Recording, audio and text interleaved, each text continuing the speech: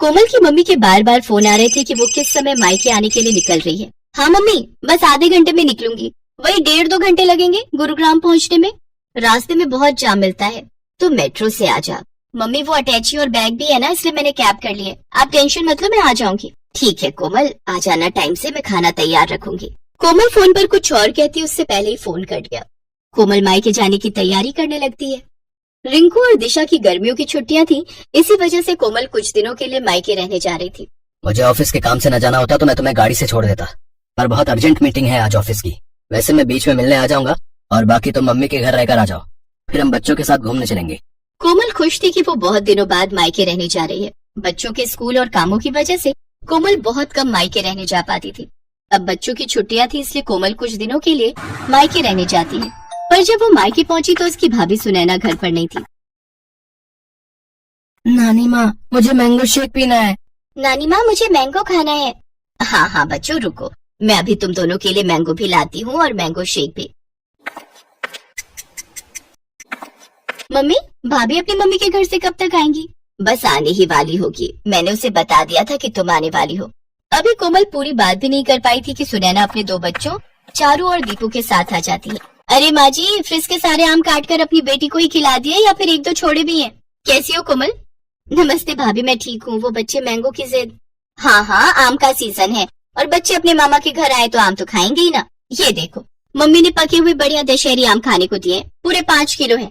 अब देख लो, पिछली गली में मेरा घर है, फिर भी मम्मी पापा मुझे सामान देते ही रहते हैं। मैं भी कुछ न कुछ ले जाती रहती हूँ, कभी खाली हाथ नहीं जाती। सुने ना, कोमल भी आम और लीची लेकर आई है, फ्रिज में रख दिए हैं।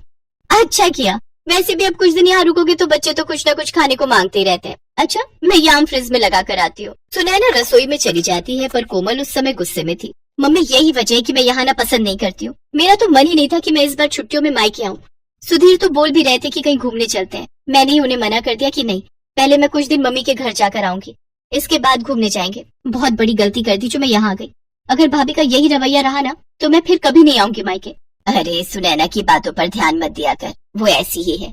उसे समझ नहीं है कि कब क्या बोलना चाहिए। और ये घर मेरा है, तेरी माँ का है।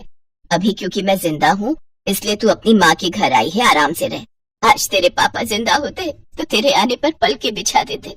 कोमल देखती है उसकी माँ की आंखों में आंसू आ जाते हैं, इसलिए कोमल उस समय चुप हो जाती है और बात को बदल देती। मम्मी, भैया को ना फोन मिला दो, उन्हें कहना मेरे लिए बंगाली रसगुल्ले लेते हुए आएंगे, बहुत मन हो रहा है। तभी कोमल का भाई आ जाता है। अरे मुझे पता है तू आने वाली है, इसीलिए मैं रास्ते में हलवाई से बंगाली रसगुल्ले लेता हुआ आया हूँ। ये ले, तेरी पसंद के बंगाली रसगुल्ले, वो भी छोटे वाले। नमस्ते भैया, कैसे हो? थैंक यू, आपको याद था कि मैं आने वाली हूँ। हाँ, मम्मी ने सुबह बता दिया था कि तुम आने वाली हो। और जीजू कैसे हैं, सब बढ़िया? जी भैया, सब ठीक है। देसी घी लाए हो? मैंने बोला था देसी घी खत्म हो गया, लेते हुए आना। अरे मैं भूल ही गया, सॉरी। काम की चीज तो तुम भूल ही जाओगे जो मैंने बोली है। बहन के लिए रसगुल्ले लाना नहीं भूले, और देसी घी भी मैं अपने लिए नहीं बोल रही हूँ। रिंकू और दिशा देसी घी के पराठे खाते हैं। कोई बात नहीं भाभी, पराठे की इतनी जरूरत नहीं है, बच्चे सादी रोटी भी खा लेते हैं। और दाल चावल बने हैं ना तो उसके साथ रोटी की जरूरत नहीं। नहीं नहीं, मुझे सारी जिंदगी ये थोड़ी सुनना है कि बहन मायके रहने आई और उसे और उसके बच्चों को देसी घी खाने को नहीं मिला। जाओ रवि, आप लेकर आओ। हाँ हाँ, जा रहा हूँ। ये बात तुम सीधे मुझसे भी तो बोल सकती थी, इतना घुमा फिरा कर क्यों बोली? उस समय रवि देसी घी लेने के लिए चला जाता है। सुनैना आगे पीछे तो ठीक रहती थी, पर जैसे ही कोमल कभी रहने के लिए आ जाए तो वो ऐसे ही व्यवहार करती थी।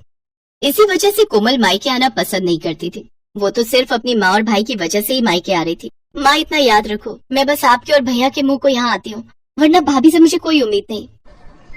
कोमल का मन ही नहीं लग रहा था क्योंकि उसकी भाभी सुनैना बहुत ही अटपटा व्यवहार करती थी। एक दिन सब लोग घूमने के लिए मॉल गए। पापा, हमें गेम खेलने हैं। हाँ पापा, चलो ना गेम खेलते हैं। अभी नहीं बच्चों, थोड़ी देर में चलते हैं, पहले थोड़ा मॉल में घूम तो लो। ये मॉल कितना बदल गया है, पहले तो छोटा सा था, लगता है बड़ा किया है। हाँ, अभी तो और बड़ा बनेगा। मामा जी कॉर्न्स खाने हैं। और मुझे आइसक्रीम। अभी खिलाता हूँ, चलो सुनैना, आओ आइसक्रीम खा लेते हैं। रवि सबको आइसक्रीम लेकर देता है। रिंकू भी अपनी पसंद के कॉर्न्स और आइसक्रीम ले लेता है। सब लोग आइसक्रीम खाते हैं। चलो बच्चों, अब हम गेम पार्लर चलते हैं, हम सब वहाँ पर गेम खेलेंगे। रवि जैसे ही सबको गेम पार्लर ले जाने लगता है तो वो देखता है कि आज गेम पार्लर बंद है।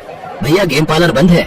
जी, गेम पार्लर बंद है, काम चल रहा है। चलो बच्चों, अब तो गेम पार्लर बंद है, थोड़ा और घूम लेते हैं फिर घर चलेंगे। रवि सबको घर ले आता है, पर घर आकर सुनैना गुस्से में अपने कमरे में चली जाती है और रवि से बुरी तरह लड़ने लगती है। सुनैना, तुम फिजूल की लड़ाई कर रही हो। मैं लड़ाई कर रही हूँ? ये लड़ाई तुम्हारी बहन और उसके बच्चों की वजह से हुई है। तुम्हें जब चारू और दीपू ने बोला कि पापा गेम पार्लर चलो, तो तुमने उनकी बात पर ध्यान नहीं दिया, और जैसे ही तुम्हारी बहन के बच्चों ने तुमसे आइसक्रीम और कॉर्न्स की फरमाइश की, तुमने फौरन खरीद कर दे दिए। तुम्हारी बहन तो चाहती यही है कि हम दोनों की लड़ाई हो। वो आती है और हमारे घर में कलेश छिड़ जाता है।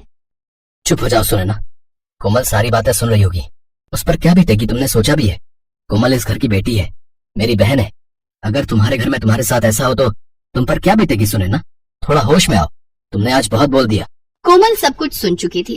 कुछ देर बाद जब सुनैना शांत हो जाती है, रवि भैया, चारू और दीपू के एडमिशन की बात सुधीर जी ने स्कूल में कर ली है। आप चिंता मत करो, अब इन दोनों का एडमिशन भी रिंकू और दिशा के स्कूल में हो जाएगा। छुट्टियों के बाद आपको एक फॉर्म फिल करना है, बाकी सारी बात सुधीर जी ने कर ली है। जीजू को मेरी तरफ से थैंक यू बोलना। वैसे मैं भी उन्हें पर्सनली फोन कर दूंगा। इतने समय से एडमिशन की वजह से मैं बहुत परेशान था। सुधीर जी ने बहुत बड़ा काम कर दिया। कोमल वापस जा रही है रवि। सुनैना की बातों से इसका मन बहुत दुखा है। हाँ भैया, अब मन बहुत दुख चुका है और आप प्लीज मुझे रोकना मत। मैं नहीं चाहती कि मैं आपकी और भाभी के झगड़े की वजह बनूं। मेरी कैब आ गई है, मैं चलती हूँ। कोमल जैसे ही बैग उठाने लगती है, सुनैना उसका हाथ रोक देती है। कोमल सॉरी, मैं जानती हूँ मेरी वजह से तुम्हारा मन दुखा। तुम हमारे लिए इतना सोचती हो और मैंने तुम्हें कितना कुछ गलत बोल दिया। ऐसे अचानक मत जाओ, सुधीर जी गलत सोचेंगे। कुछ दिन और रुक कर जाना। बच्चे बहुत मन से अपने मामा मामी के घर आए हैं, मैं ऐसे नहीं जाने दूंगी। मैं जानती हूँ मैंने गुस्से में बहुत गलत बोल दिया, पर मैं ये भी जानती हूँ कि तुम मुझे माफ कर दोगी। भाभी प्लीज आप मेरे से सॉरी मत बोलो, आप मुझसे बड़े हो। सारे गिले शिकवे दूर हो जाते हैं और मन की कड़वाहट खत्म हो जाती है। सुनैना और कोमल एक दूसरे के गले लग जाती हैं। सब कुछ ठीक हो जाता है। रिश्ते फिर से सुलझ जाते हैं। सुनैना ने अपनी गलती मानी और उसे एहसास हुआ कि जैसे वो अपने घर की बेटी है, वैसे ही कोमल इस घर की बेटी है, और अगर उसके साथ ऐसा होता तो उसे कितना दुख पहुंचता। इसलिए सुनैना ने अपने व्यवहार को बदला और रिश्तों में आने वाली दूरियां खत्म हो गई।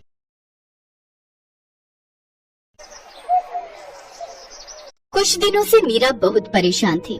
उसकी शादी के बाद जब जब वो अपने मायके अपने भाई भाभीयों से मिलने के लिए जाती, तो सब उसे खूब लाड प्यार करते, उसकी खूब खातिरदारी करते।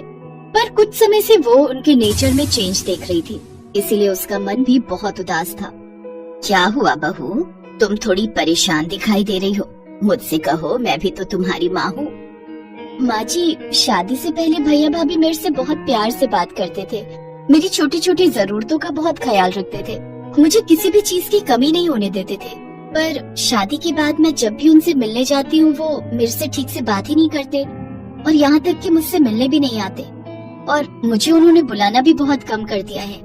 आखिर ऐसा क्या हुआ है जिस वजह से वो लोग मुझसे बात करने से कतराने लगे हैं? हो सकता है बहू, ये तुम्हारे मन का वहम हो। पहले तुम उनके साथ रहती थी ना, तो तुम्हें इस बात का एहसास नहीं होता था। अब तुम उनसे दूर हो, इसलिए तो उन्हें ज्यादा याद करने लगी हो, तभी तुम्हारे मन में ऐसे विचार आ रहे हैं। मुझे नहीं लगता कि ऐसा कुछ उनके मन में होगा। एक काम करो, तुम कुछ दिनों के लिए अपने मायके रहकर आ जाओ, इससे तुम्हारे मन का वहम भी दूर हो जाएगा और तुम्हारा उदास मन भी ठीक हो जाएगा।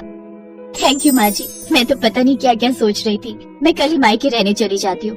एक काम करती हूँ, मैं उन्हें कुछ बताऊंगी नहीं, उन सबको सरप्राइज दूंगी। अगले दिन मीरा अपने भैया भाभी को सरप्राइज देने के लिए अपने मायके पहुँचती है, पर वहाँ पर तो ताला लगा हुआ था। अरे, घर पर तो ताला लगा हुआ है, हो सकता है निशा भाभी और अलका भाभी कहीं बाहर गई हो। थोड़ा इंतजार कर लेती हूँ। एक काम करती हूँ, निशा भाभी के मोबाइल पर फोन करती हूँ। मीरा अपनी बड़ी भाभी को फोन मिलाती है, पर फोन ही नहीं मिल रहा था। तभी पड़ोसन उसके पास आती है। अरे मीरा बिटिया, कैसी हो? नमस्ते आंटी जी, मैं ठीक हूँ। आपको कुछ आइडिया है कि भाभी कहाँ गई है? वो सब तो घूमने के लिए विदेश गए हैं, 1 महीने बाद लौटेंगे। वो तुम्हारे भतीजे ऋषि का बर्थडे है ना, वही मनाने के लिए गए हैं। विदेश गए हैं? मुझे बताया भी नहीं। आ जाओ बिटिया, यहाँ आ जाओ, मैं चाय बनाती हूँ। नहीं आंटी जी, मैं फिर कभी आऊंगी, अभी मैं चलती हूँ। नमस्ते आंटी। मीरा के दिमाग में बहुत सी बातें चलने लगी। पूरे रास्ते कुछ न कुछ सोचती रही। अजय भैया और विजय भैया तो कह रहे थे कि मेरी शादी के लिए उन्होंने कर्ज लिया है, उनके पास शादी के लिए पैसे नहीं है। पहले ही उनका काम अच्छा नहीं चल रहा, बड़ी मुश्किल से मेरी शादी कर रहे हैं, पर विदेश ट्रिप में बर्थडे के लिए फिर उनके पास पैसे, मुझे कुछ समझ नहीं आ रहा। और यहाँ तक कि घूमने जा रहे हैं, वो भी देश से बाहर, विदेश में। मुझे एक बार फोन करके बताया तक नहीं। उलझन भरी बातें मीरा के दिमाग में चलती रहीं। जैसे ही वो वापस ससुराल पहुंची तो उसकी सास और पति दंग रह गए। अरे मीरा, तुम वापस आ गई? तुम तो भैया भाभी के घर रहने गई थी ना? क्या हुआ बहू, तुम लौट क्यों आई? भैया भाभी आउट ऑफ इंडिया गए हैं ऋषि का बर्थडे मनाने के लिए। सब लोग 1 महीने बाद लौटेंगे। मुझे एक बार भी फोन करके दोनों भैया और भाभी ने बताया तक नहीं। मैं यही सोच रही हूँ, कम से कम एक फोन तो कर देते। हमसे तो उन्होंने कहा था कि हमारे पास शादी के लिए पैसे नहीं हैं, इसीलिए अमित ने लोन लेकर पूरी शादी का खर्च उठाया था। वैसे मुझे ये बात कहनी नहीं चाहिए बहू, पता नहीं तुम क्या सोचोगी, पर उन लोगों के पास विदेश घूमने के लिए पैसे कहाँ आए, जबकि पूरी शादी तो हमने की है। यही देखते हुए कि उनके पास शादी के लिए पैसे नहीं है। ये तो तुम दोनों की लव मैरिज थी, इसी वजह से ना मैंने कुछ बोला, ना तुम्हारे ससुर जी ने, और ना ही अमित ने। छोड़ो विमला, ये सब कहने की क्या जरूरत है? बहू पहले ही बहुत परेशान है, ये सब बातें सुनकर ये और परेशान हो जाएगी। कोई नहीं, मीरा हमारी बहू है, हमारा खर्चा हो या इसके मायके वालों का, बात एक ही है। अगले 1 महीने तक मीरा के भाई भाभीओं ने एक भी फोन नहीं किया। अचानक 1 महीने बाद एक दिन जब मीरा अपने पति अमित के साथ बाजार गई हुई थी, वहीं उसकी दोनों भाभियां उसे दिखाई दी, पर वो दोनों उससे नजरें चुराने लगी। सुनो, ये तो निशा भाभी और अलका भाभी है ना? इसका मतलब ये लोग विदेश से वापस आ गए, पर इन्होंने आकर भी मुझे फोन नहीं किया। चलो तो मैं बात करती हूँ। छोड़ो ना मीरा, जब उन्होंने ही तुम्हें याद नहीं किया तो तुम क्यों उनसे बात कर रही हो? रहने दो। नहीं नहीं, ऐसे थोड़ी होता है। जरा पूछूं तो वो मेरी भाभियां हैं, उनसे ये सब पूछने का तो मेरा हक बनता है। रुको, मैं अभी पूछती हूँ।